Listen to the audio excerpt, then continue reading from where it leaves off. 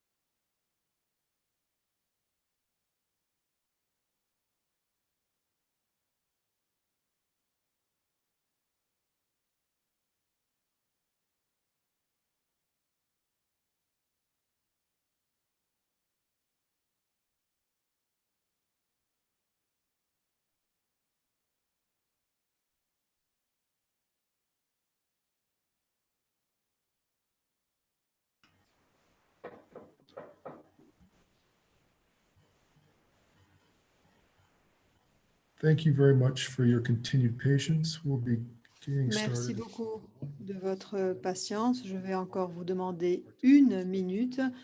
Le nombre de participants qui se joignent à nous en ligne augmente et je vous demande donc de patienter encore un instant. Merci.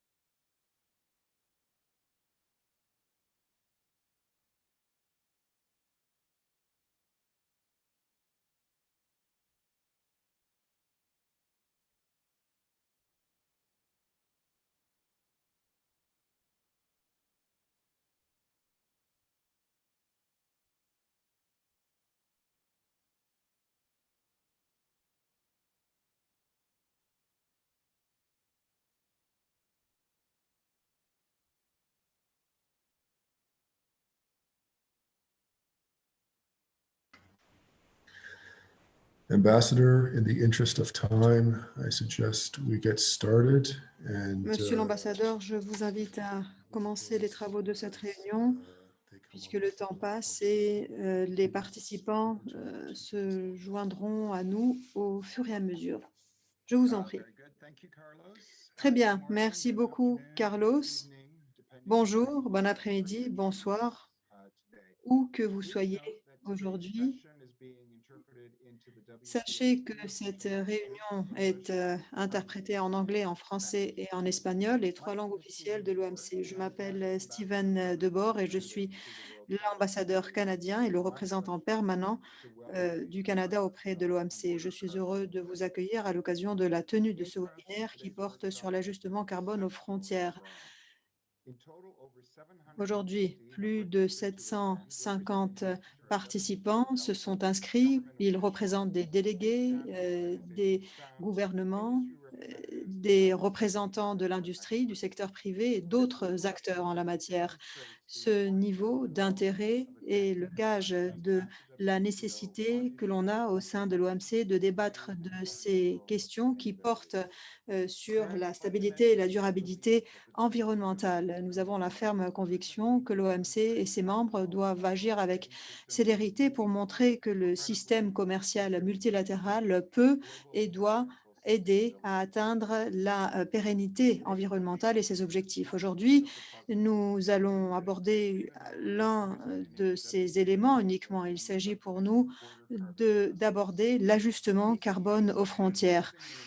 Ces ajustements sont dans l'actualité car ils peuvent jouer un rôle et peuvent aider les pays à concevoir des politiques environnementales plus ambitieuses, plus audacieuses, conformément notamment à l'accord de Paris. En novembre de l'année dernière, le Canada a mis à jour sa politique en la matière et le gouvernement a indiqué que le Canada envisageait la possibilité de mettre au point des mécanismes d'ajustement carbone aux frontières. Il s'agit aussi d'aller de l'avant sur la voie de la coopération internationale. Le webinaire d'aujourd'hui montre qu'il est impératif de dialoguer, de coordonner nos efforts sur ce sujet, ajustement carbone aux frontières.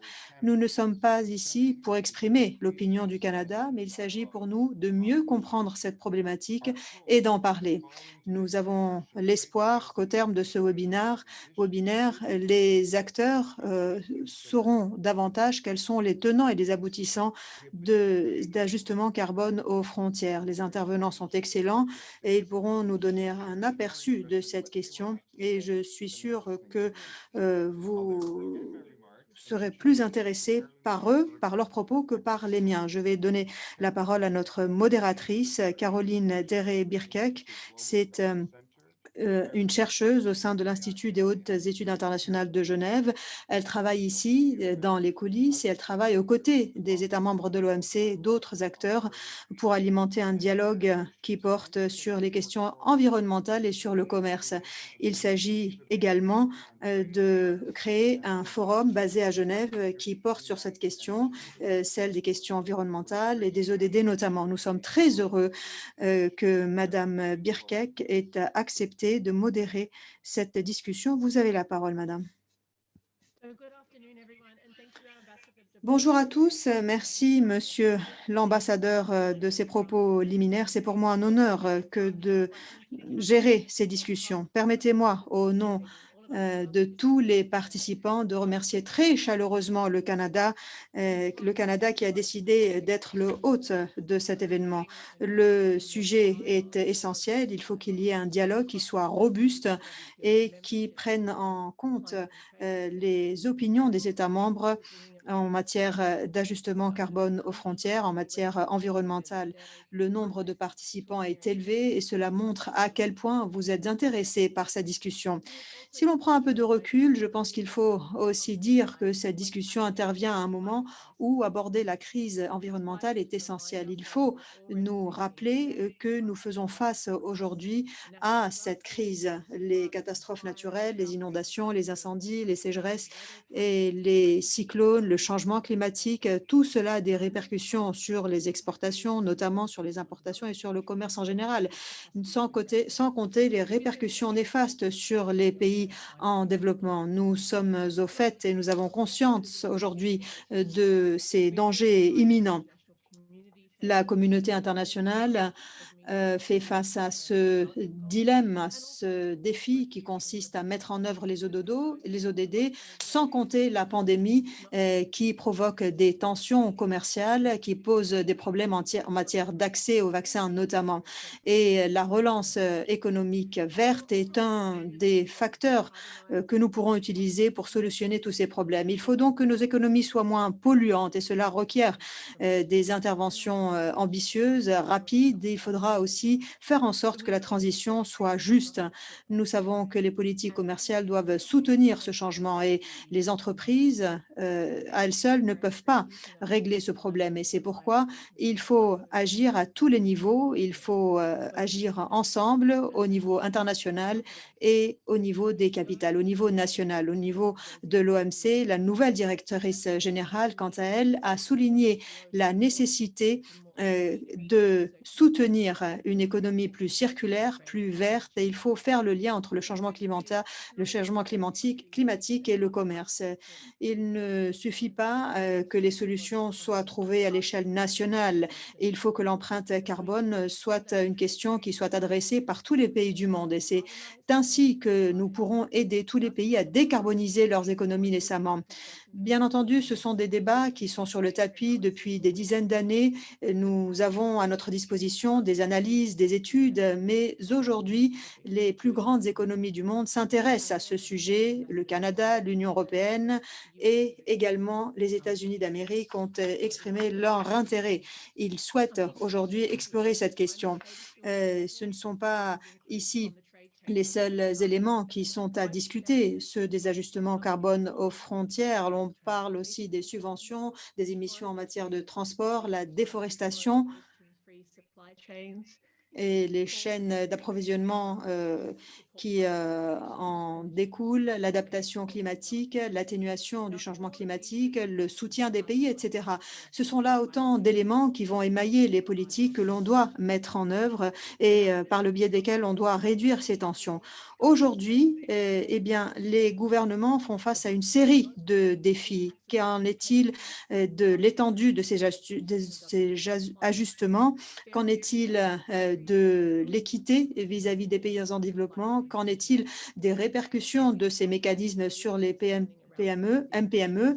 Voilà donc autant de sujets que nous allons aborder aujourd'hui. Je suis très heureuse de vous présenter les intervenants d'aujourd'hui. André Marcoux, il est le directeur exécutif de la table ronde européenne qui traite du changement climatique et du développement durable. Il va nous dire un mot de ce mécanisme, de ses objectifs. Ensuite, nous donnerons la parole à Ron Cosby, qui travaille au sein de l'Institut international pour le développement durable. Il nous dira un mot des méthodologies, des approches et de la conception des ajustements. Ensuite, nous entendrons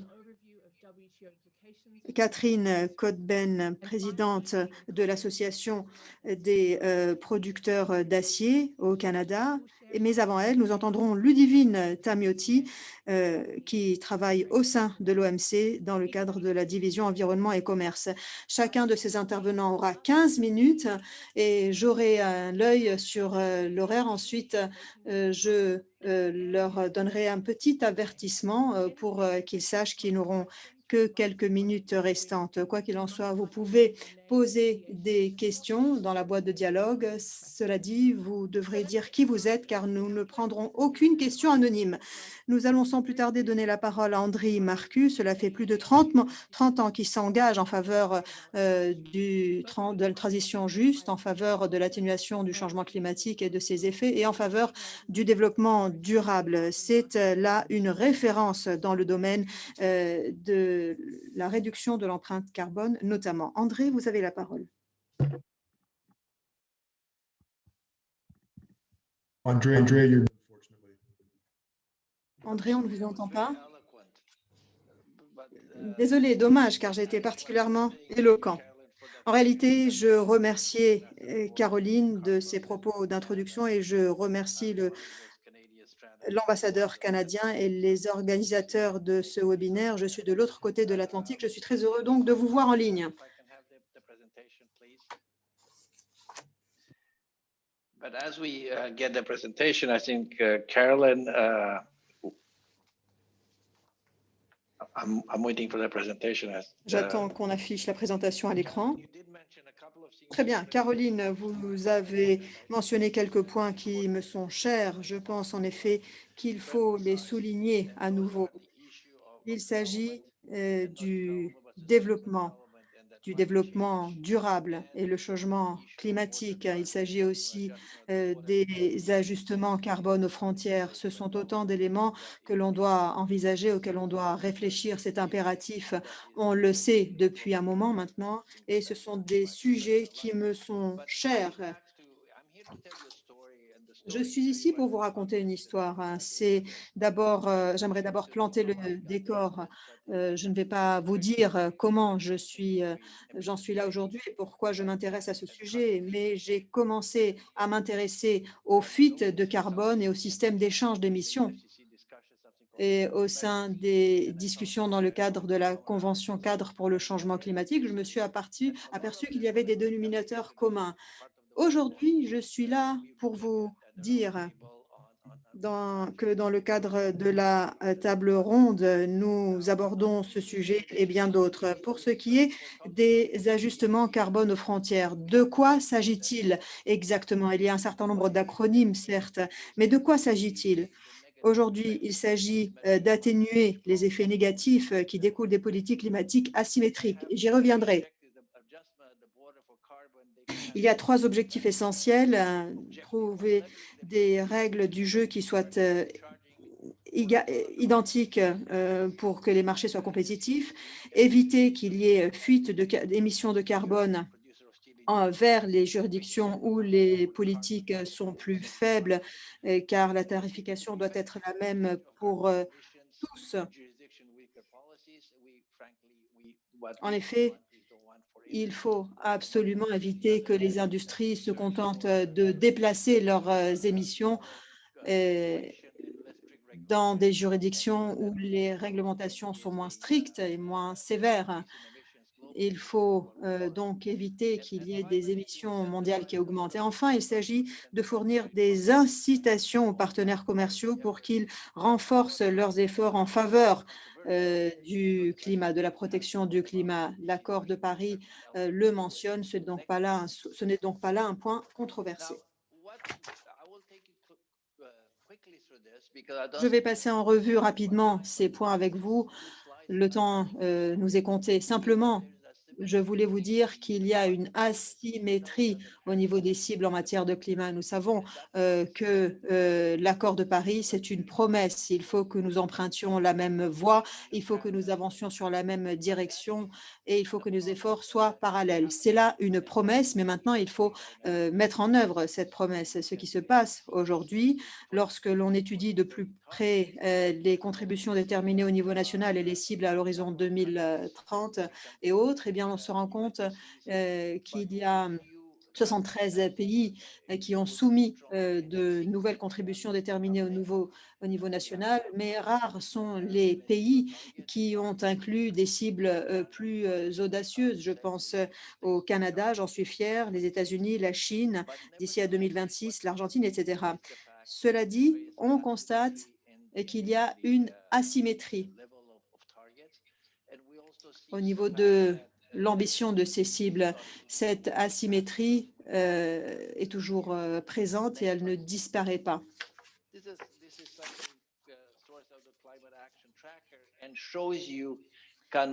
Cette diapositive vous donne une idée de la situation dans l'Union européenne. L'Union européenne a véritablement une longueur d'avance sur les autres pays.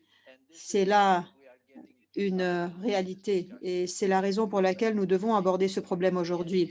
La conclusion est la suivante. Oui, il y a asymétrie en matière de cibles climatiques. Les efforts sont asymétriques, ils varient d'un pays à l'autre et il se trouve que l'Union européenne avance plus rapidement que les autres et s'est dotée de cibles particulièrement audacieuses. Qu'en est-il maintenant des négociations dans le cadre de la Convention 4 pour le changement climatique? Eh bien,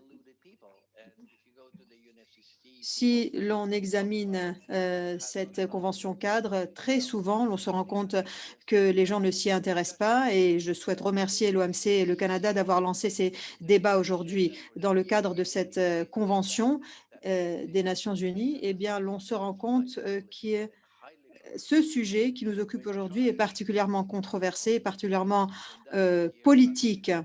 Et vous voyez que le protocole de Kyoto et l'accord de Paris, et plus particulièrement l'article 14 de cet accord de Paris, mentionne cette question. Il est dit ici que les parties doivent prendre en considération la mise en œuvre de cet accord et doivent prendre en compte les préoccupations des États parties et des économies les plus affectées par l'impact de ces mesures, etc. Tout cela s'inscrit dans le cadre de notre réaction vis-à-vis du changement climatique et c'est là précisément où est mentionné ce sujet. L'article 6.8 de l'accord de Paris, si on l'interprète sous cet angle, eh bien, on peut considérer qu'il mentionne aussi le sujet qui nous occupe aujourd'hui. Aujourd'hui, l'on mentionne l'ajustement carbone aux frontières, on le lie à la question du climat, je dirais, c'est que c'est à l'ordre du jour et cela fait 20 ou 25 ans que l'on traite du sujet du climat. C'est donc au goût du jour, mais je dois dire que très souvent, lorsque l'on aborde ce sujet, celui de la diplomatie climatique, on nous demande pourquoi vous abordez ce sujet. Il risque de créer des tensions. Eh bien, en Californie, par exemple, c'est une des seules juridictions qui a une disposition en matière d'ajustement carbone aux frontières pour ce qui est de l'électricité. Au niveau de l'État de New York, il y a des efforts aujourd'hui qui envisagent d'incorporer une disposition en matière d'ajustement carbone aux frontières. L'administration Biden l'envisage. La COP 26 va se tenir à la fin de cette année au Royaume-Uni et le Royaume-Uni est à la tête actuellement et la présidence du G7 et le Premier ministre Boris Johnson envisage actuellement de convaincre les pays du G7 pour qu'ils agissent en matière d'ajustement carbone aux frontières. L'Ukraine aussi est en train d'adopter les acquis de l'Union européenne. La Chine, quant à elle, demeure prudente. Néanmoins, c'est un sujet qui est inscrit à l'ordre du jour de ce pays-là. Autrement dit, les gens en Chine et ailleurs sont au fait de cette problématique qui est posée. Voilà les conclusions d'une étude que nous avons faite au sein d'une institution multilatérale. Et cette étude a porté sur l'Inde, le Vietnam et sur la Thaïlande. Et nous avons donné un certain nombre de secteurs. J'ai choisi une diapositive, les résultats préliminaires quant à l'intensité de CO2 de l'acier brut. Ce qui nous intéresse, c'est qu'en 2023,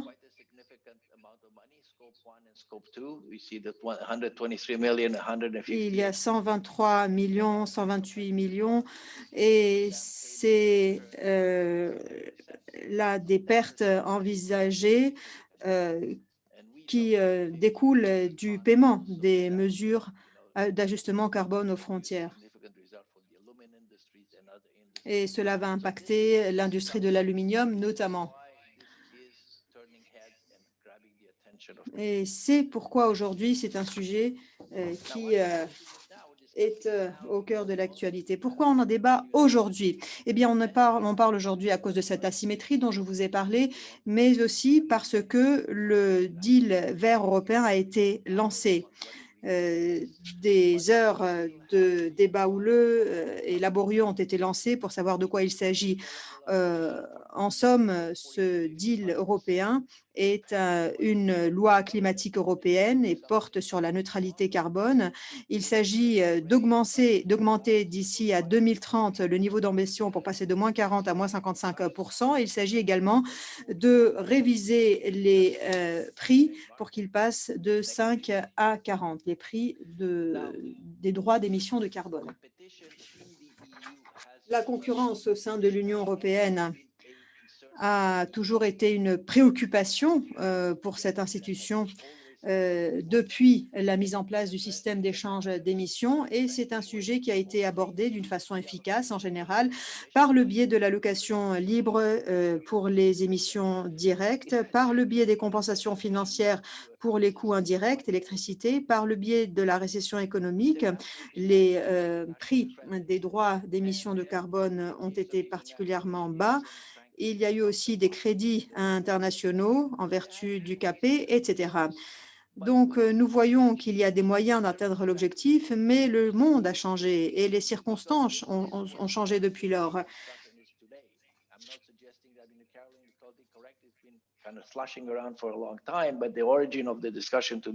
L'origine de ces discussions s'inscrit dans ce contexte et provient de ce contexte. Aujourd'hui, il y a augmentation des droits d'émission de carbone. On se rend compte aussi que les allocations gratuites sont épuisées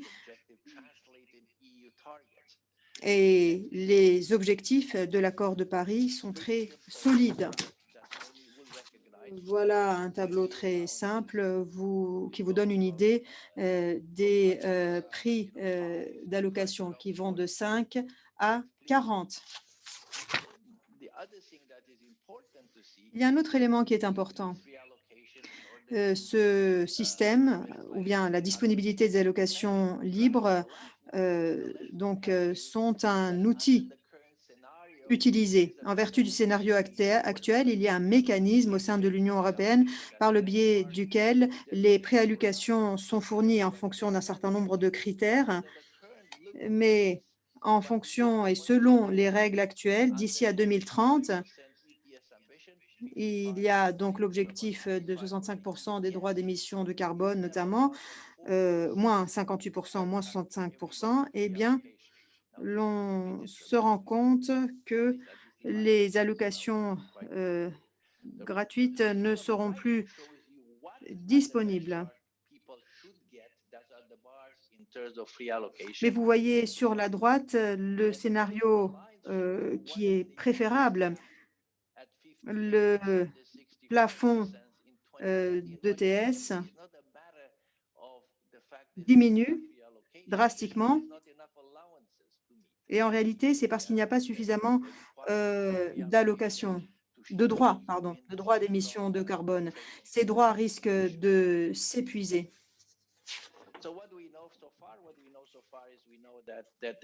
Désormais, nous savons que l'engagement politique est une réalité. Il a été exprimé en juillet 2019. Il est mentionné dans les lignes directrices politiques. Il y a donc l'imposition de ce nouveau concept, ajustement carbone aux frontières, qui est conforme notamment aux exigences de l'OMC et qui évite la fuite de carbone. Où en sommes-nous aujourd'hui? Nous savons aujourd'hui qu'il y a un processus politique au niveau de l'Union européenne dans ce sens. C'est un processus que je ne maîtrise pas, mais le processus politique canadien est beaucoup plus simple que celui qui est engagé au niveau européen. En réalité, actuellement, il y a des consultations publiques et d'ici à la mi-juin, il va y avoir une évaluation qui va être publiée et une proposition. Et à ce moment-là, le processus législatif risque de prendre 2 heures avant même que une loi soit promulguée. Quelle est l'opinion de l'Union européenne? Eh bien, l'Union européenne envisage l'application d'une taxe sur les importations aux frontières ou l'extension du système d'échange d'émissions sur les importations. Il y a également une taxe carbone qui est envisagée, pas forcément aux frontières. C'est là un système d'ajustement interne qui est appliqué sur les produits dans un certain nombre de secteurs qui peuvent faire l'objet de fuites de carbone, et cela s'appliquerait aux productions de l'Union européenne ainsi qu'aux importations. C'est donc là une démarche qui est nationale, interne. Voilà le travail en cours. Il est affiché à l'écran et ce qui compte ici, c'est la prérogative de l'Union européenne de donner une opinion ou de lancer une initiative. Ici, on envisage d'englober les importations ou les exportations sans trop d'enthousiasme. Il y a également le fait que le crédit aux politiques étrangères est encore soumise à interprétation. On essaie ici de savoir quelle est l'étendue de ces émissions. Voilà donc autant d'indicateurs qui vont faire l'objet d'examen de la part de ces acteurs. Next, please. Then I will give you joy, Carolyn, because this is Et the last slide. Caroline, j'ai une bonne nouvelle pour vous. C'est ma dernière diapositive et je vais passer le flambeau à mon ami Aaron Cosby. C'est là un travail que l'on a fait ensemble et on s'est penché sur les éléments de conception.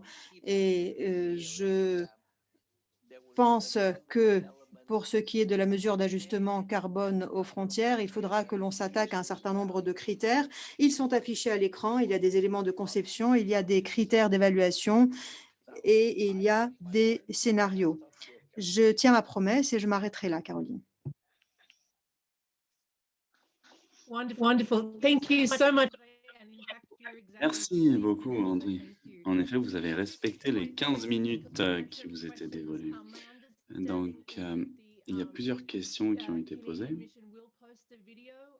Et la mission canadienne postera notamment une vidéo sur un événement qui sera organisé avec un lien vers la présentation, on vous le confirmera, et nous dépasserons également la réunion de 5 minutes parce que nous avons débuté un peu en retard. Donc, voici pour ces informations.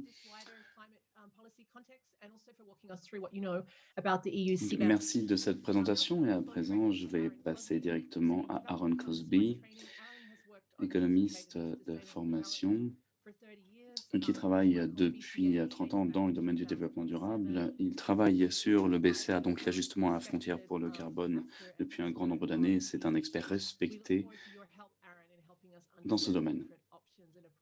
Il va nous aider à comprendre les différentes options méthodologiques. Merci, c'est un défi de taille. J'espère pouvoir être à la hauteur. Merci beaucoup, Caroline. Merci également à la mission canadienne auprès de l'OMC, le secrétaire de l'OMC également, que nous remercions pour l'organisation de cette conversation qui tombe à point nommé. Donc, je fais un partage d'écran.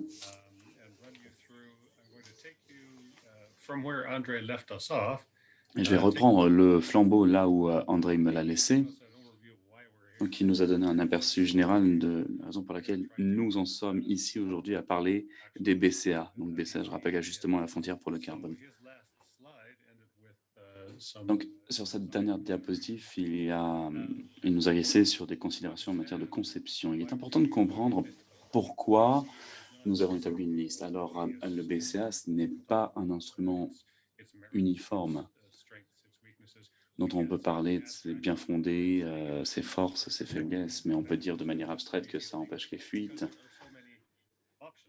Mais il y a de nombreuses options, de nombreux éléments à quoi un BCA peut ressembler. Donc ce n'est pas un instrument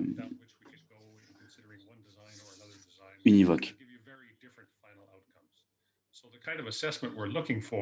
Le type d'évaluation sur lequel nous allons nous intéresser, c'est les différents éléments de conception. Et on va reprendre là où André nous a laissé avec cette liste qui nous donne un aperçu général des différents éléments de conception. Vous verrez notamment des parallèles entre ce que je vais dire et ce qui a été dit par André.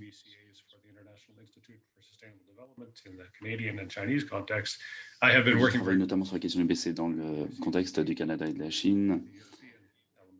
Nous avons travaillé également dans le cadre de l'Union européenne et ce cadre est le résultat de cette expérience. Et je vais vous conduire dans chacun de ces éléments et parler des conséquences de chacun de ces éléments également.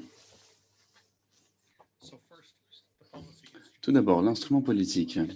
Il est important de comprendre d'emblée que le BCA n'est pas un instrument unique.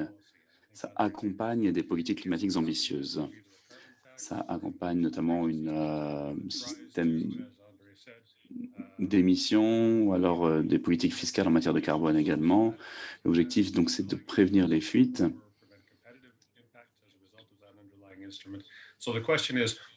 Donc, la question, c'est de savoir qu'est-ce que le BCA accompagne comme instrument. Alors, dans le cas de l'Union européenne, par exemple, est-ce que c'est un système de commerce d'échange des émissions? Est-ce que c'est une taxe carbone ou une réglementation non basée sur le prix? Donc, il est important de comprendre quel est l'instrument sous-jacent. C'est important parce qu'il y a des incidences juridiques. Donc, d'un point de vue juridique, probablement, vous ne pouvez pas rabattre sur des exportations si c'est un instrument réglementaire, tel qu'un système de commerce des émissions. Si c'est une taxe, je ne vais pas rentrer dans les détails, mais c'est une taxe au titre de l'article 4 de 2A. Vous avez eu l'opportunité de la mettre en forme comme serait une taxe TVA, par exemple. Deuxième élément, c'est la couverture des flux commerciaux. La plupart des propositions portent sur la couverture des importations. La question, c'est de savoir si on couvre également les exportations. Quand je parle de couvrir les exportations, de la même manière qu'une TVA est redonnée au point d'exportation et reversée au point d'exportation, est-ce qu'on parlerait de rembourser le prix à des exportateurs dans le système BCA? Si on ne le fait pas, alors peut-être on va échouer dans notre objectif de prévenir les fuites pour ces entreprises qui sont orientées vers l'exportation et qui vont être confrontées au prix du carbone au niveau national, mais qui seront en concurrence notamment à l'international avec des entreprises qui auront des taxes carbone différentes. La question, c'est de savoir si la couverture juridique, la couverture à l'exportation est légale. Alors, si c'est un système ETS, donc système de commerce des émissions, ça n'est probablement pas. Ensuite, périmètre géographique. Alors, y a-t-il des pays qui seront exemptés sur la base de critères tels que leur statut de développement? Est-ce qu'on pourrait exclure les PMA qui ont le moins contribué au réchauffement climatique? Ou exclure ces pays qui sont ambitieux d'un point de vue climatique ou ceux qui auraient signé l'accord de Paris? Le problème étant que si nous faisons cela, nous sommes certainement en violation de l'article 1 du GATT, violation NPF et violation de l'article 20. It may be that under the enabling clause, we could justify On peut exempting. justifier peut-être une exemption au titre de la clause d'habilitation. Et autre problème avec ce type de mécanisme, si on veut des exemptions géographiques, c'est que le pays de mise en œuvre, à un stade, doit juger le caractère adéquat des efforts climatiques d'un autre pays. Et ça nous ramène à la nature ascendante de l'accord de Paris, qui ne juge pas donc le caractère adéquat des efforts des autres pays. Ce sont une contribution déterminée au niveau national. Ça pourrait créer des problèmes au niveau de l'article 20 du GATT. Comme l'a dit Caroline, les diapositives seront disponibles, je le précise. Ensuite, les périmètres sectoriels. Alors, quels sont les secteurs couverts par l'instrument? Bien sûr, toujours du point de vue de la prévention des fuites. Dans un monde idéal, vous couvrez tout. Mais bien sûr, il y a une tension qui existe entre les bénéfices environnementaux et la faisabilité administrative. Il est difficile de calculer notamment la somme de carbone dans une marchandise manufacturée. Donc, et au niveau en amont, par exemple, les intrants chimiques c'est ici où il y a eu plus d'intensité des émissions et le plus grand risque de fuite. Donc, il est plus judicieux de couvrir en amont. Donc, le BCA propose de couvrir notamment des produits de base, tels que les produits chimiques, l'acier, les engrais, l'aluminium, le ciment, les carburants. Donc, ce sont toujours les principaux suspects quand on parle des BCA, et non pas les produits manufacturés ou les produits agricoles. Le problème, c'est que le BCA en amont, dans les secteurs qui ont des chaînes de valeur en aval longues et complexes, on peut penser à l'acier par exemple ou aux produits chimiques. Alors si on applique que le BCA en amont de la chaîne de valeur, alors on va faire peser un coût en aval et en leur conférant aucune protection face à la concurrence des produits manufacturés qui n'auraient pas, par exemple, à répercuter un prix similaire. Donc c'est un équilibre difficile à trouver. Périmètre des émissions. De quel type d'émissions parlons-nous? Elles sont associées à tout produit ou activité. Il y a 3 types d'émissions. Je crois qu'André y en a parlé. Donc, les émissions catégorie 1, donc émissions directes, par exemple dans un processus industriel. Par exemple, on va brûler des carburants pour le chauffage. Par exemple, l'utilisation de produits chimiques dans la transformation de certains matériaux. Ensuite, deuxième catégorie, les émissions incluses dans tout achat d'électricité, de chauffage, de vapeur. Et ensuite, troisième catégorie, ce sont toutes les autres émissions indirectes. Elles sont nombreuses. Donc, les déplacements d'entreprise, le transport, la consommation.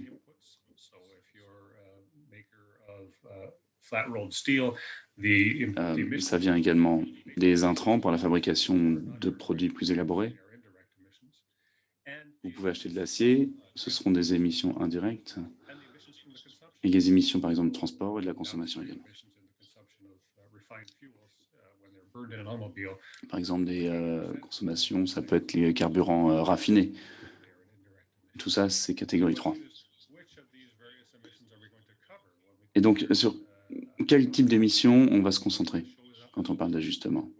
Lorsque la marchandise arrive à la frontière, sur quelle émission on va se baser? En général, on parle toujours de catégorie 1, catégorie 2, on pourrait envisager cela si l'objectif c'est la prévention des fuites. Alors, de nombreuses marchandises ont des émissions élevées incluses dans, par exemple, l'achat de l'électricité, par exemple, l'aluminium également. Donc, vous pouvez vouloir couvrir le catégorie 2 et catégorie 3. Ensuite, ça devient difficile et je n'ai pas le temps de rentrer dans les détails spécifiques. On pourrait envisager, par exemple, l'achat des intrants. Mais après, ça devient compliqué. Ensuite, je précise à Caroline que nous en sommes à diapositive 6 et il y en a 8. Et donc, calculer les émissions intégrées. Comment déterminer quels sont les niveaux d'émissions intégrés dans un produit? Il y a plusieurs approches. Par exemple, l'approche basée sur le produit peut demander les données factuelles pour les émissions associées à ce produit par chargement ou par lieu de production. Autre possibilité qui est plus pragmatique, c'est l'établissement d'un seuil de référence. Donc, on va définir une valeur par défaut. On peut dire que tout acier qui arrive à ma frontière, je vais présumer que ces produits a une intensité d'émission de tel seuil. On peut dire que ça équivaut à ce qui est produit au niveau national. ou intensité d'émission globale. On va utiliser donc des seuils de référence pour présumer et facturer en conséquence. Ensuite, il y a l'option hybride. On va utiliser l'établissement d'un seuil de référence pour les émissions de catégorie 1. Ensuite, vous créez un seuil par défaut au niveau régional ou national pour les émissions de catégorie 2. Ensuite, il y a également l'option d'autoriser le producteur à remettre en cause tout seuil de référence avec les données qu'ils ont en leur possession. Ensuite,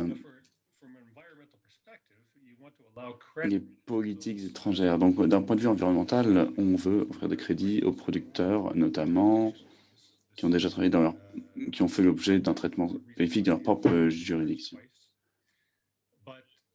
Il y a un crédit également pour les politiques non basées sur le prix. C'est plus difficile parce que l'instrument ou le membre essaye de proposer l'équivalence d'un instrument politique, par exemple une taxe carbone, et si vous autorisez un crédit pour une politique non basée sur la fiscalité sur un marchandise étrangère, par exemple, ils vont les taxer également pour la politique intérieure. Mais ici, ça devient compliqué d'un point de vue méthodologique. Comment vous calculez le prix équivalent carbone d'une politique ou d'une autre? Ça exige une négociation bilatérale entre les partenaires commerciaux. Il y a Après, je vais pas rentrer dans les détails non plus parce que le temps ne me permet pas. Dernier point, qu'est-ce que vous faites avec l'argent? Vous le conservez, vous le dépensez. Donc ça, c'est le point de départ. La première question à se poser. Si vous le conservez, ça peut être versé au budget. Ça peut être réattribué dans des fonds liés au climat. Si vous le dépensez, donc vous pouvez l'envoyer vers un fonds multilatéral pour le climat. Le fonds vert pour le climat, par exemple. Et vous aider l'exportateur à surmonter également les obstacles BCA. Le problème, c'est que d'un point de vue politique, c'est très tentant de le conserver. Parce que c'est une grande source de revenus potentiels. Et la plupart des mandants ne veulent pas que leur argent soit envoyé à l'étranger. Ça peut poser des problèmes également au niveau de l'article 20 du GATT.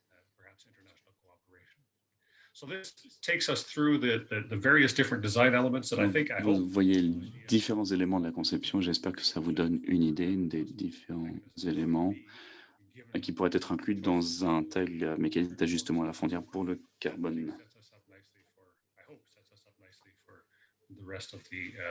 J'espère que ces informations vous étaient utiles.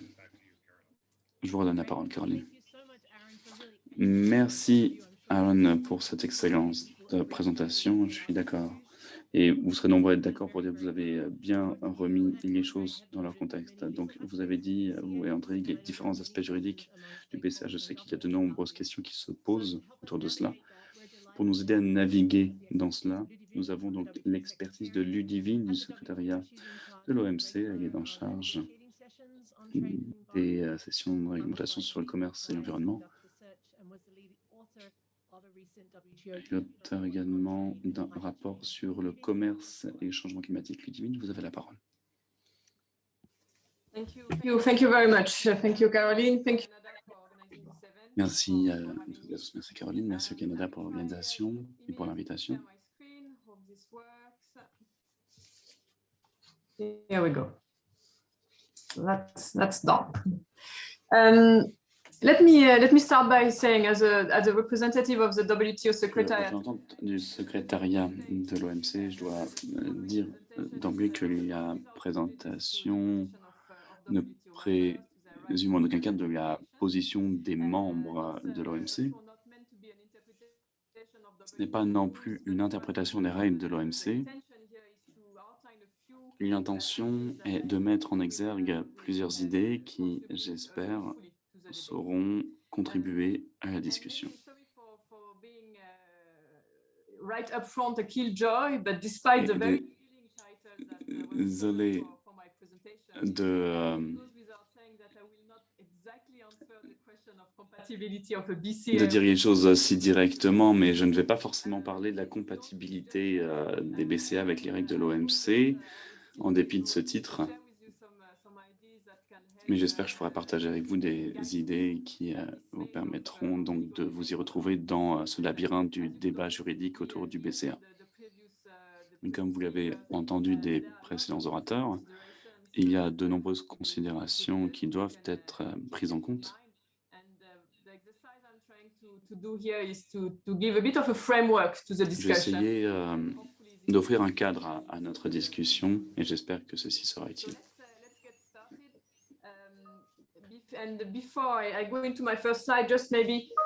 Avant de passer à ma première diapositive, je sais que je ne peux pas passer trop de temps sur les fondamentaux du commerce et de l'environnement et de la jurisprudence en la matière.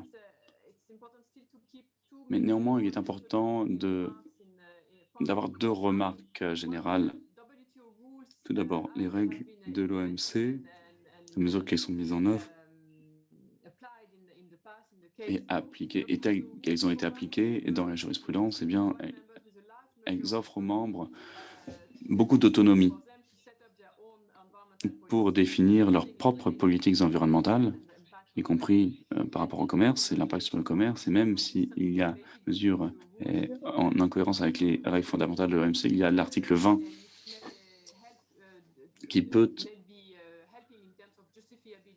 aider pour justifier la mesure si la mesure poursuit un objectif environnemental et si certaines conditions qui ont été interprétées par la jurisprudence sont respectées. C'est important parce que toute analyse juridique des questions liées au commerce et à l'environnement doivent prendre en compte ces deux aspects. Je vais passer à ma première diapositive.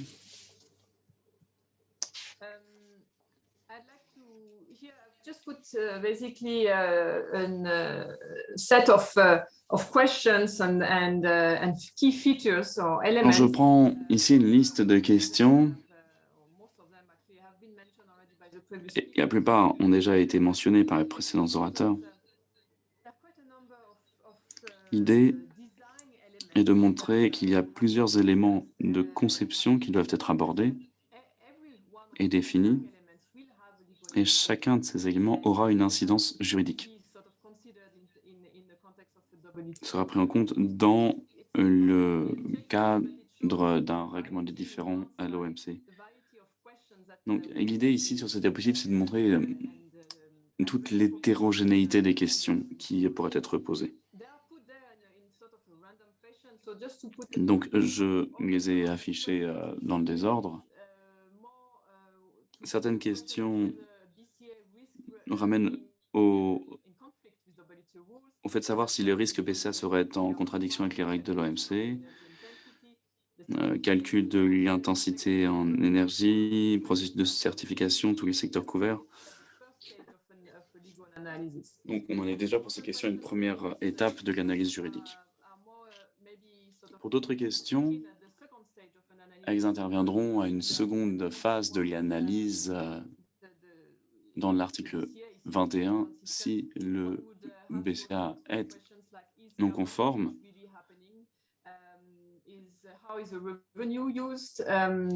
Il s'agira de savoir comment sont utilisés les bénéfices.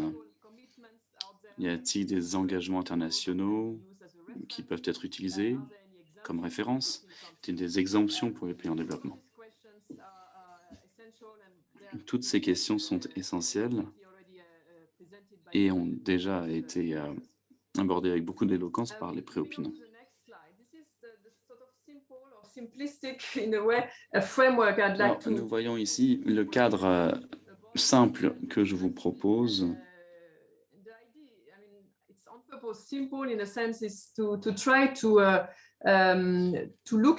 L'idée étant de se pencher sur cette question de telle manière à parvenir à lever des incompréhensions ou des confusions par rapport à certaines questions juridiques. C'est pourquoi il y a ces 3 étapes qui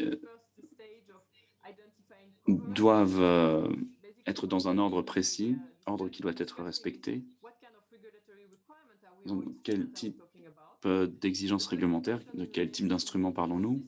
Deuxième question, la cohérence. Une fois que vous avez défini la couverture, vous devez faire en sorte qu'il y ait adéquation entre les exigences couvertes, visées et les règles du GATT.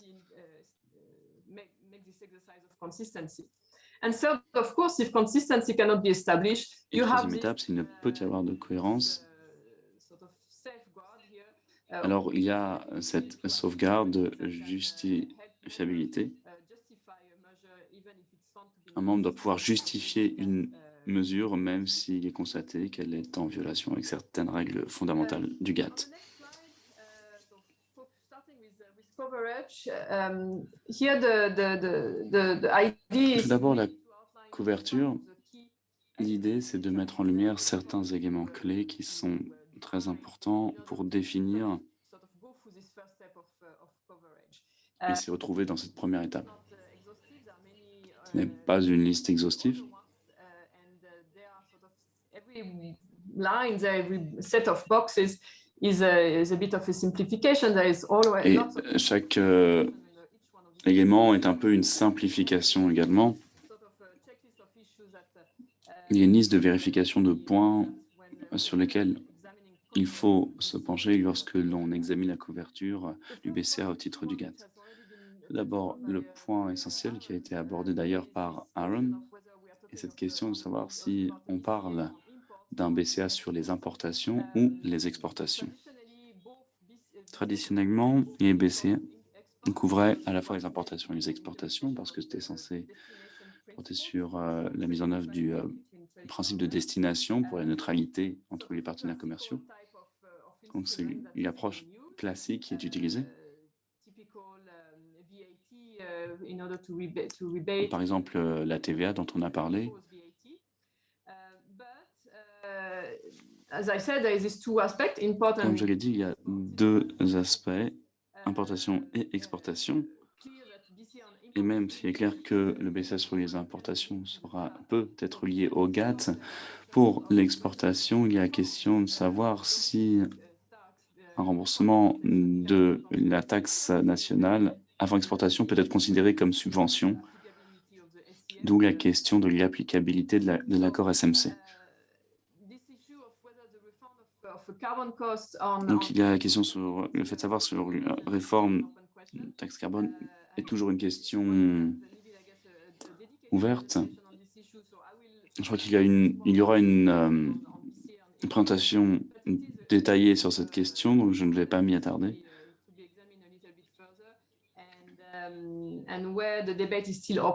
Mais c'est un point qui mérite d'être creusé.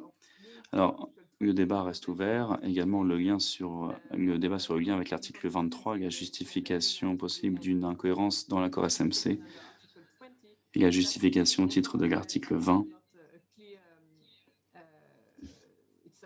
Qui n'est pas tout à fait clair non plus.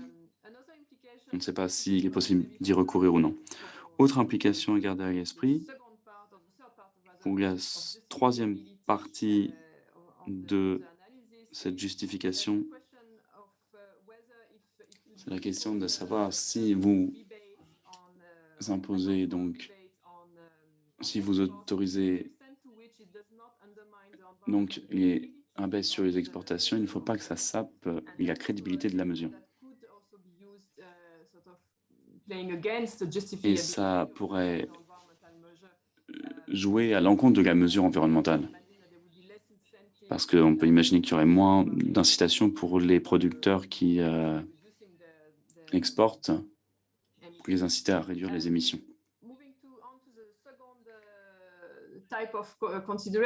Sur le second type de considération, savoir si les taxes concernent les produits ou les producteurs. Alors, au niveau du GATT, on est censé traiter les taxes indirectes, donc sur les produits. sont celles qui peuvent être ajustées. C'est un peu plus compliqué s'il s'agit des taxes sur les producteurs qui ne sont pas ajustables.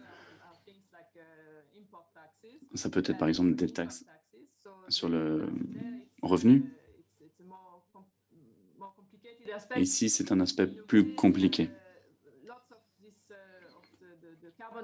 Bon nombre des taxes carbone qui sont abordées peuvent avoir des caractéristiques de taxes directes et indirectes, donc sur les produits et les producteurs. Donc ça peut être difficile de désentremêler les deux quand on regarde la couverture juridique du GATT.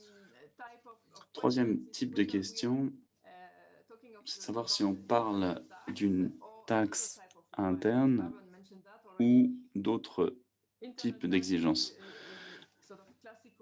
La taxe interne est une taxe nationale classique couverte par l'article 3.3.2. Si ce n'est pas une taxe sur laquelle nous procédons à l'ajustement, alors c'est par exemple un schéma de commerce des émissions. Ça, c'est une question qui reste ouverte. Savoir si des dispositions du GATT peuvent être perçues comme pertinentes pour viser cette question. Il y a deux aspects, savoir si on peut réduire les coûts d'un ajustement sur le système de commerce des émissions sur un équivalent de la taxe, ça ce sera toujours l'article 3.2. S'il y a un nouveau type de mesure, plus dans la forme d'une réglementation sur l'article 3.4. Donc c'est une question importante parce que, une fois encore, on se penche sur différentes dispositions du GATT et ça peut avoir des conséquences juridiques. Enfin, et je vois bien que le temps passe vite, je serai brève. Enfin, est-ce que nous parlons d'un ajustement aux frontières conformément à l'article 2.2a du GATT? C'est une question importante qui se pose. Et la pertinence de cet article est essentielle car lorsque l'on envisage la cohérence, eh bien, on va au-delà du produit et cela est c'est un élément important auquel il faut penser au titre de cet article 2.2a.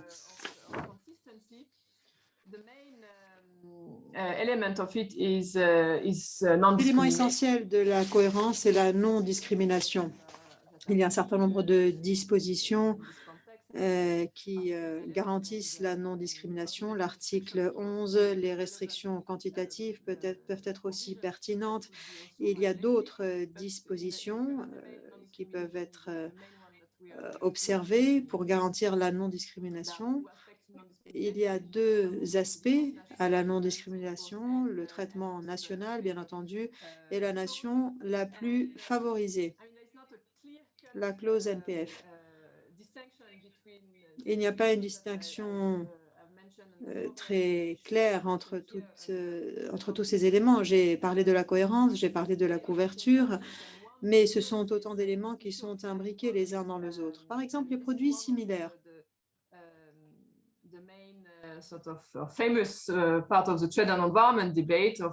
Cela fait partie intégrante du débat, les produits similaires ou les produits non similaires.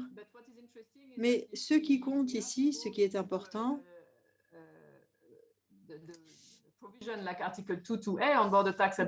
c'est que si l'on veut donc utiliser l'article 2.2a, eh bien, le libellé peut nous amener à interpréter les produits similaires d'une autre façon. Le libellé, donc, peut être plus étendu parce qu'il s'agirait peut-être d'ajuster une taxe qui serait équivalente à une taxe interne. Et il faudrait que Alors, le libellé est assez complexe en réalité, et ce libellé a été interprété par certains milieux académiques comme étant un article qui permettrait de couvrir la taxe carbone. Ensuite, il y a il s'agit de savoir si le carbone a été incorporé dans les produits tels que les produits chimiques ou l'énergie. Je vous interromps, je suis désolée. Vous avez parlé pendant 20 minutes. Très bien, je parlerai très rapidement des justificatifs ou du bien fondé de ces mécanismes. Basically, the main mantra on Article 20 is that the measure needs to be an environmental measure. There are two aspects to that. L'article 20 mentionne les objectifs environnementaux. Il faut que l'objectif environnemental soit au centre de ces mécanismes d'ajustement carbone aux frontières. Et la question de la fuite carbone est étroitement liée à la compétitivité, à la concurrence. Il faut donc que l'on analyse ce sujet sous l'angle des questions environnementales uniquement, conformément à l'article 20 du GATT. Et il faut également qu'il y ait une efficacité environnementale, c'est-à-dire que cette mesure doit permettre de profiter à l'environnement, d'être bénéfique à l'environnement. Et c'est donc l'article 20 du GATT qui justifie le bien fondé de cet exercice. Je passerai à la dernière diapositive puisque le temps presse. Je n'entrerai pas dans le détail de cette diapo. Il s'agit simplement ici d'un cadre juridique et je vous invite à en prendre connaissance plus avant. Pour ce qui est de la justification du bien fondé, j'y reviens. Eh bien, cela est étroitement lié à la mise en œuvre. L'analyse des documents, des dispositions, des articles, c'est une chose, mais la mise en œuvre, c'est encore autre chose. La façon dont une mesure a été mise en œuvre, c'est important et la mise en œuvre prend en compte les éléments des conclusions, etc.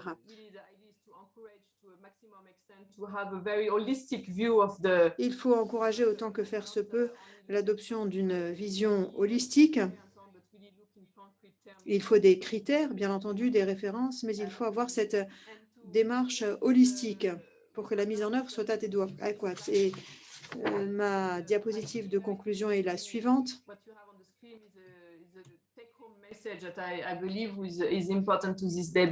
À mon avis, la morale de l'histoire, si vous voulez, c'est que très souvent, on a l'impression à tort que l'OMC est un obstacle aux réglementations en matière climatique. Mais en réalité, il faudrait partir de l'hypothèse que les pays veulent mettre en place un outil qui permettrait à chacun d'atteindre ses objectifs. Et les règles de l'OMC sont là pour aider les législateurs et les autorités de réglementation à atteindre cet objectif. Et d'une certaine façon, l'OMC est un garant. Il ne faut pas donc nous concentrer sur un objectif erroné. Alors, les règles de l'OMC ne peuvent être utilisées comme un prétexte pour l'inaction, bien au contraire. Et il faudrait que l'OMC soit utilisé par les pays pour justifier ces nouvelles recommandations. Voilà donc la dernière remarque d'ordre juridique. Et enfin, si vous me le permettez, Caroline, j'aimerais vous dire que cet exercice juridique, c'est important, certes, mais en définitive, ce qui compte, c'est de tenter de résoudre cette question, de la solutionner d'une façon collaborative.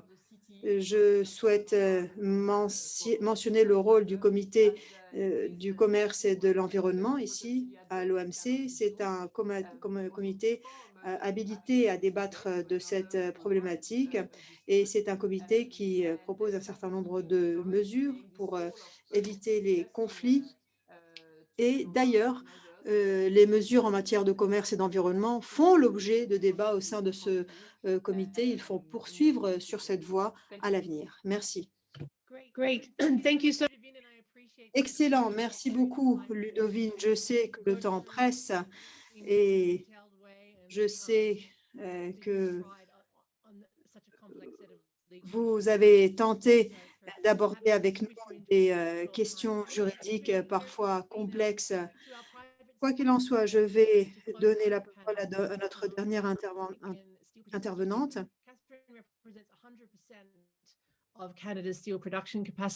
Je vais donner la parole à Catherine Codden, qui est la présidente de l'Association des producteurs de l'acier au Canada. Et c'est une association puissante au Canada. Je vais donner la parole à sa présidente. Je vais vous inviter à proposer vos questions et commentaires pour que nous puissions les adresser aussi rapidement que possible aux intervenants. Merci. Merci Catherine. Merci Caroline et merci également à l'ambassadeur qui nous accueille aujourd'hui. Bon nombre de collègues sont avec moi aujourd'hui et d'autres collègues qui représentent d'autres industries au Canada sont présents. Aujourd'hui, il s'agit pour moi de partager avec vous ce qui traverse l'esprit des entreprises canadiennes à l'heure où nous parlons des mécanismes d'ajustement carbone aux frontières. J'aimerais juste m'assurer que vous pouvez voir ma diapo à l'écran. Parfait. Je vais tout d'abord, très rapidement, vous fournir un aperçu de la situation au Canada. Je vais vous dire un mot du contexte climatique et ensuite je vais partager avec vous les réflexions que nous avons engagées au niveau canadien. C'est un sujet qui est cher à l'industrie de l'acier et nous avons bénéficié également de la contribution d'autres industries. Je ne suis pas experte en la matière, je tiens à vous le dire. Cela dit, nous représentons ce secteur et ses intérêts. D'emblée, quelques faits saillants qui portent sur le contexte climatique au Canada. Vous le savez peut-être, mais le Canada représente 2% des émissions mondiales.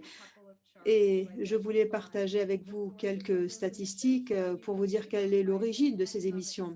Vous voyez, c'est ventilé par secteur économique à gauche et à droite, c'est ventilé par industrie.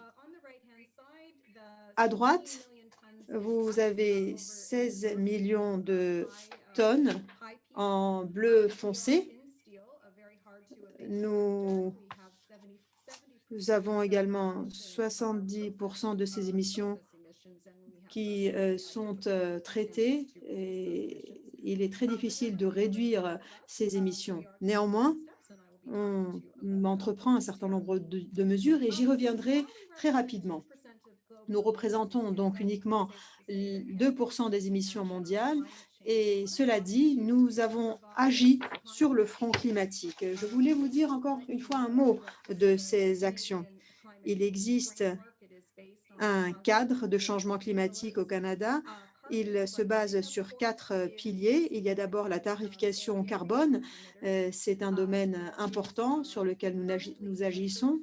Actuellement, il y a un tarif de 30 $ par tonne qui est imposé et il va passer à 50 $ par tonne en 2022. Et maintenant, nous avons reçu le OK de notre gouvernement. Ce tarif va augmenter graduellement chaque année pour atteindre 170 $ par tonne en 2030. L'augmentation va être de 15 $ par an. C'est donc la trajectoire qui guide notre industrie et les autres industries actuellement comparées aux producteurs d'acier ailleurs dans le monde qui ne vont pas subir ce coût supplémentaire. Il y a d'autres actions, des actions complémentaires que nous avons lancées dans le domaine de l'électricité, du transport, de l'environnement bâti et nous avons également adopté des technologies propres, innové, nous avons créé des emplois et le 4e pilier est axé autour de l'adaptation et de la résilience climatique. Nous avons donc lancé un appel à l'action. Nous en sommes particulièrement fiers. Néanmoins, nous avons pris en compte les attentes de notre industrie. Et donc, en mars 2020, notre association, comme je viens de le dire, a lancé un appel à l'action. Cette action est basée sur une vision et Elle se double d'un objectif audacieux qui vise à atteindre la neutralité carbone d'ici à 2050. Ce sera une tâche difficile, certes, mais c'est un objectif auquel on tient particulièrement. Pour atteindre cet objectif, eh bien, nous nous sommes penchés sur un certain nombre d'éléments nécessaires. Nous avons notamment considéré que l'ajustement carbone aux frontières sera l'un des éléments envisagés.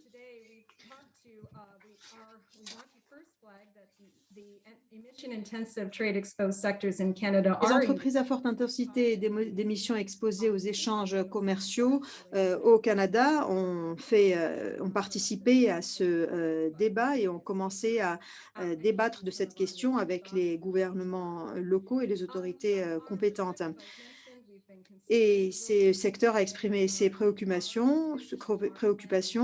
Nous avons donc pris en compte les opinions des membres de notre association quant aux avantages, aux inconvénients de l'ajustement carbone aux frontières, et j'aimerais partager avec vous les conclusions de ce travail et le plan climatique multidimensionnel qui a découlé de notre effort collectif. Qu'en est-il des principes sur lesquels nous avons basé notre action? De notre point de vue, l'ajustement carbone aux frontières doit être gérable et doit permettre une transition concurrentielle ou compétitive dans le secteur des entreprises à forte intensité d'émissions pour atteindre une neutralité carbone d'ici à 2050. C'est très important. Et nous avons donc décidé de garantir la compétitivité du secteur à forte intensité d'émissions en mettant en place des politiques complémentaires en matière de tarification carbone. Comment nous gérons nos émissions? Comment le faire au niveau national? Comment le faire dans le cadre des plans en place? Eh bien, il nous semble là qu'il fallait mettre en place cet instrument de politique complémentaire. Nous ne pensons donc pas que cet outil, le système de tarification fondé sur le rendement, devait être éludé. Bien au contraire, nous nous sommes dit qu'il fallait nous aider à gérer ce coût supplémentaire qui pesait sur notre industrie, d'où le système de tarification fondé sur le rendement. Par ailleurs, nous avons décidé d'envoyer un message au gouvernement. Il faut qu'il soit prudent et nous espérons que notre gouvernement continuera d'être à l'écoute. Nous pensons néanmoins à nos partenaires commerciaux, l'Union européenne et les États-Unis, et nous pensons aussi qu'il ne faut pas que le commerce soit restreint. Il faut bien au contraire qu'il y ait collaboration autour de ce mécanisme. Qu'en est-il de la portée de cette action? Mes préopinants ont décrit l'étendue de cette action. Il ne s'agit pas simplement pour nous d'agir en amont ou entre les mailles de la chaîne d'approvisionnement, non, ou il ne s'agit pas uniquement d'intervenir en aval, il s'agit pour nous de faire en sorte que ces produits d'acier soient transformés d'une façon juste, et nous voulons donc éviter ou atténuer les distorsions. Nous avons parlé du recyclage des recettes. En effet, nous pensons qu'il faut que les gouvernements collectent ces recettes et aident ces entreprises à forte intensité d'émissions à décarboniser leurs activités. Nous ne pensons pas que cela doit faire partie du système fiscal, de l'impôt sur le revenu ou autre. Non, nous pensons qu'il faut qu'il y ait recyclage des recettes pour aider ces industries à décarboniser leurs activités. Maintenant, nous pensons qu'il faut que cette démarche soit simple et facilement mise en œuvre. C'est un sujet qui est particulièrement complexe et on en a une idée, on l'a vu dans les interventions précédentes. Donc je pense qu'il faut qu'on aille au-delà, il faut qu'on se pose la question de savoir comment faire en sorte que ces ajustements soient aussi simples et applicables que possible. Il faut qu'il y ait donc une méthodologie qui soit cohérente, transparente et le mécanisme de suivi doit être robuste. Il y a encore beaucoup à faire. Et enfin, j'entrerai dans le détail de la cohérence avec l'OMC, mais encore une fois, nous pensons que tout cela doit être en cohérence avec l'action de l'OMC. Nous avons le sentiment que l'OMC peut faire partie de la solution. Mais le changement climatique est une question environnementale immense et complexe, peut-être la plus grande question à laquelle l'OMC doit faire face. C'est un défi mondial qui devra accueillir toute l'attention au niveau de l'OMC pour voir comment remplir au mieux les objectifs. Le mécanisme BCA, tel que décrit, constitue le lien de la politique commerciale et environnementale. C'est un élément important également des politiques de réduction carbone mondiale.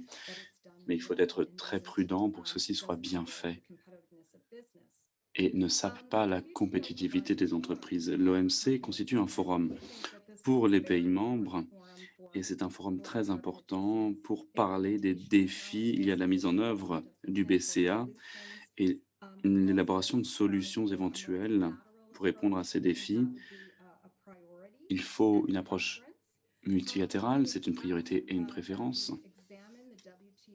Il faudrait exister également les règles existantes de l'OMC, identifier les opportunités et les obstacles et tenter de trouver des réponses aux questions qui ont été posées avec éloquence avant moi, notamment les équivalences entre les régions, autant de questions extrêmement importantes. Et pour finir, je voudrais dire que l'industrie se féliciterait d'un processus collaboratif et transparent afin de s'impliquer dans la recherche d'une solution pour le climat. Nous sommes très préoccupés par rapport à certains des écueils liés à cet outil et donc on veut faire entendre notre voix également pour voir comment on peut mieux conceptualiser ceci. Sur ce, Caroline, je vais clore mon intervention. Merci. Merci, Catherine, pour cette excellente présentation. Notamment le point de vue de l'industrie. Bien sûr, il faut entendre tous ces points de vue par rapport à ces questions et comprendre les défis auxquels ils sont confrontés. Donc, je vais essayer de poser plusieurs questions avant de clore. Je pense que l'ambassadeur sera d'accord avec moi. Il m'a dit qu'on pouvait dépasser de 5 à 10 minutes. Je n'irai pas au-delà, mais il est important de pouvoir prendre les questions. Donc, tout d'abord, Aaron, il y a 3 questions qui seraient pertinentes, je pense. Une qui porte sur la manière dont les pays en développement, notamment ceux qui dépendent largement des exportations de produits de base, pourraient trouver l'équilibre entre la mise en œuvre de la CCE et l'UCC, tout en faisant face au BCA. Ensuite, la question des clubs carbone. Mais je laisserai vous expliquer. La question, c'est de savoir comment les clubs carbone peuvent fonctionner et si ce serait autorisé au titre de l'OMC. Troisième question, pouvez-vous avoir un BCA si, par exemple, vous n'avez pas de tarification carbone au niveau national? Vous avez la parole, Aaron. Merci, Caroline. Je m'excuse auprès des interprètes.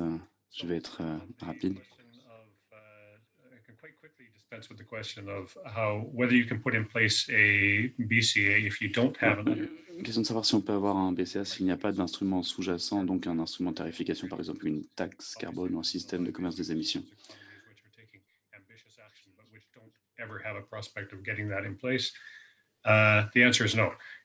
La réponse est non.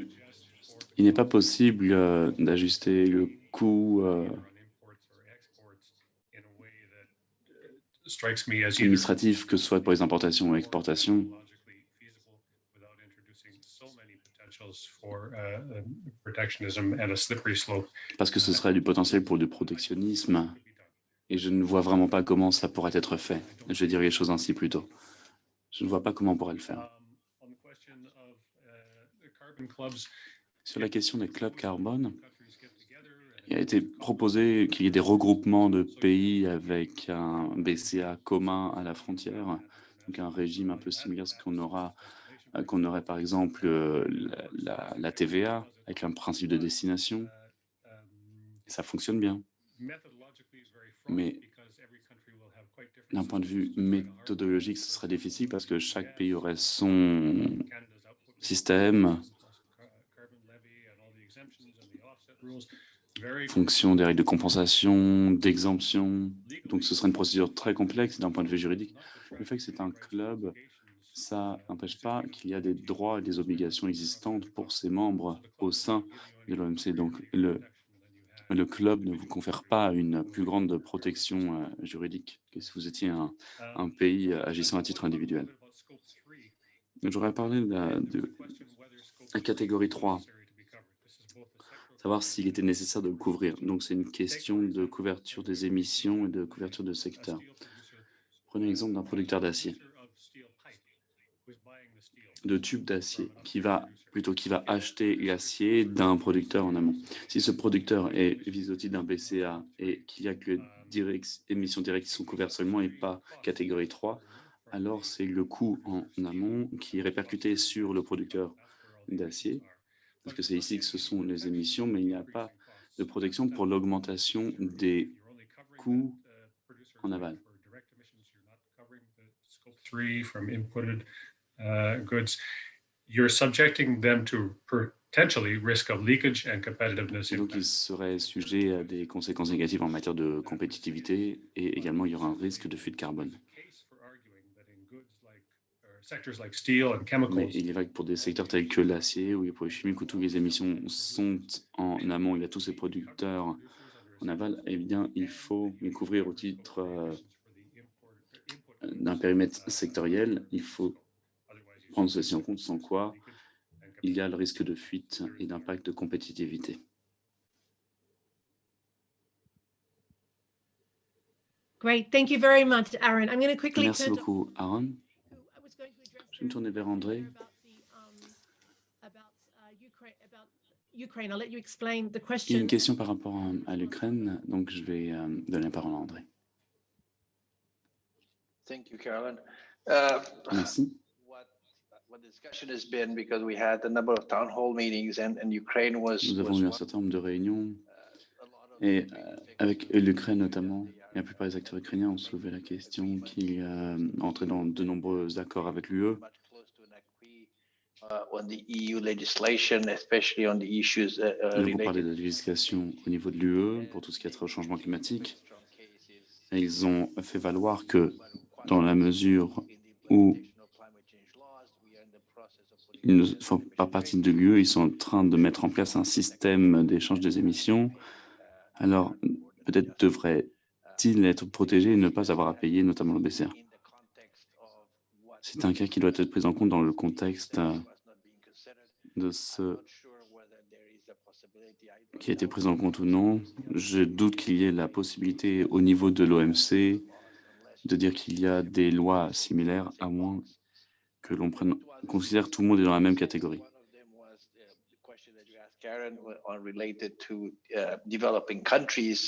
Ensuite, il y avait une question par rapport aux pays en développement et l'impact. Notamment, je vois la question qui a été posée par mon ami d'Afrique du Sud. L'accord de Paris prend les approches communes mais différenciées, responsabilités communes mais différenciées.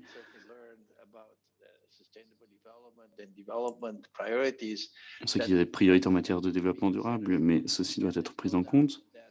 Et il ne fait aucun doute qu'en mettant un BCA, qui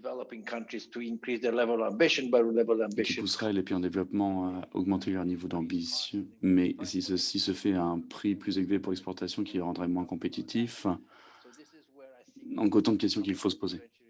C'est là que je vois que là interviendrait le principe des responsabilités communes et différenciées de la CCNUCC au niveau de l'OMC. S'il y avait des discussions au niveau de l'OMC sur ce sujet. Merci. Merci André. Je donne la parole rapidement à Ludivine et après nous allons clore la séance de questions-réponses. Vous souhaitiez réagir par rapport à la question des exportations et je voudrais votre point de vue également. Parce que pour de nombreux pays, ça paraît très complexe de se conformer aux règles de l'OMC. Mais y a-t-il une possibilité de simplifier cela? Voici ma question. Merci. Très brièvement. La question de savoir s'il peut y avoir un BCA sans tarification carbone, je vais dans le droit fil de ce qu'a dit Aaron. Et j'ajouterais qu'il est très important dans le contexte de la possibilité de justifier la mesure, de montrer qu'elle est saine d'un point de vue environnemental. Dans la jurisprudence que je vous ai montrée, il faut regarder qui est fait par les autres pays en termes de mesures, même s'ils ne font pas de prix carbone, et par exemple des exigences réglementaires ou d'autres types d'exigences qui auront un coût au bout du compte dans tous les cas. Il est important de prendre en compte que lorsque vous essayez de vous intéresser à l'efficacité de la mesure d'un point de vue environnemental, et montrer la flexibilité dans la mesure, le fait que vous avez pris en compte tous les différents aspects lorsque vous avez mis cette mesure en place. C'est pourquoi je voulais apporter ces éléments de réponse supplémentaires. Alors oui, tarification carbone doit être prise en compte, mais ce n'est pas uniquement ça. Il faut regarder la partie, la justification également, au niveau des efforts entrepris par un pays pour montrer ce qu'ils font. Et la question de la simplification des règles de l'OMC, la complexité découle du fait que je présente tous les éléments juridiques. Dans l'ensemble, l'objectif d'une telle analyse est très simple. On veut éviter que la mesure mise en place ne soit pas une mesure... faire la distinction entre mesures environnementales et mesures protectionnistes. L'objectif est donc simple.